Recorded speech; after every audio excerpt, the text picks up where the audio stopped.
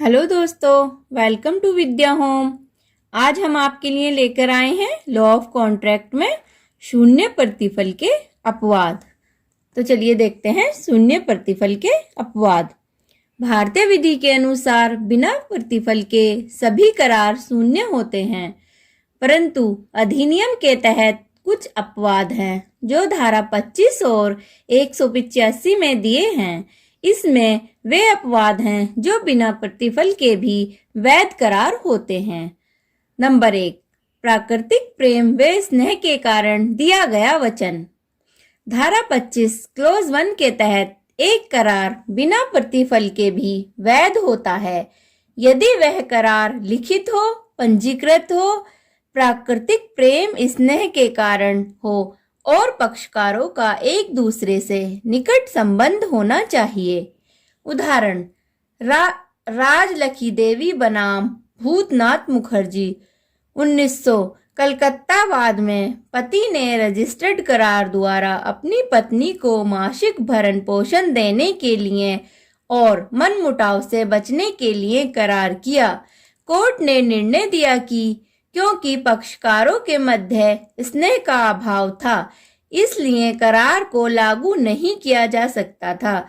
यह करार केवल पति की तरफ से था और इसमें प्राकृतिक प्रेम का अभाव था, अतः संविदा शून्य है।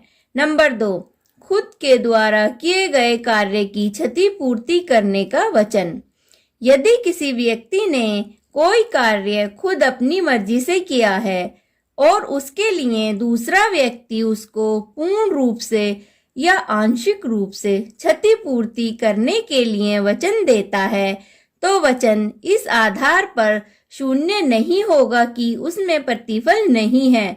दूसरे शब्दों में, एक समझौता बिना प्रतिफल के उसी दशा में वैध माना जाता है जहां प्रतिज्ञाग्रहता द्वारा कोई कार्य पहले ही किया जा चुका हो, ऐसा काम खुद की मर्जी से किया गया हो, कार्य प्रतिज्ञाकर्ता के लिए किया गया हो, या कार्य ऐसा हो जिसे प्रतिज्ञाकर्ता कराने के लिए विधि द्वारा बंधा था।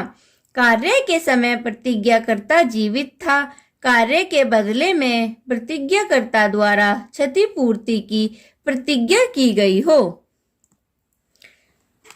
उदाहरण नंबर 1, का को खा का पर्स सड़क पर पड़ा मिलता है, का उस पर्स को खा को लौटा देता है, खा का को 500 रुपए देने की प्रतिज्ञा करता है। यह एक संविदा है।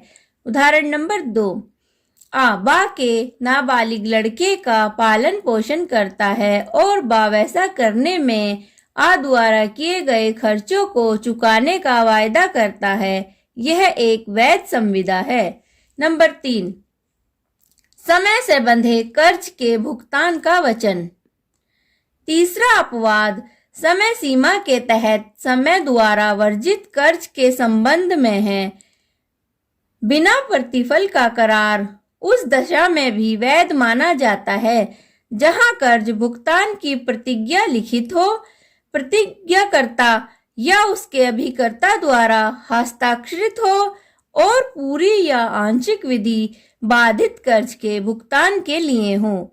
समय सीमा कर्ज से मतलब है जिसकी वसूली मर्यादा अधिनियम लिमिटेशन एक्ट द्वारा वर्जित होती है, परंतु इसके बाद भी कर्जदार कर्ज का भुगतान कर सकता है क्योंकि मर्यादा विधि से कर्जदार का दायित्व समाप्त नहीं होता, केवल महाजन का उपचार समाप्त होता है।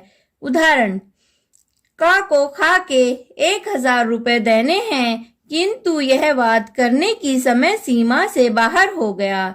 का उस कर्ज के लिए 500 रुपए देने की लिखित प्रतिज्ञा करके उस पर हस्ताक्षर करता है। यह एक वैध संविदा होगी और इस आधार पर शून्य नहीं होगी कि इसमें प्रतिफल नहीं था। नंबर 4, धारा 185 के तहत एजेंसी उत्पन्न करने के लिए किसी प्रकार के प्रतिफल की आवश्यकता नहीं होती।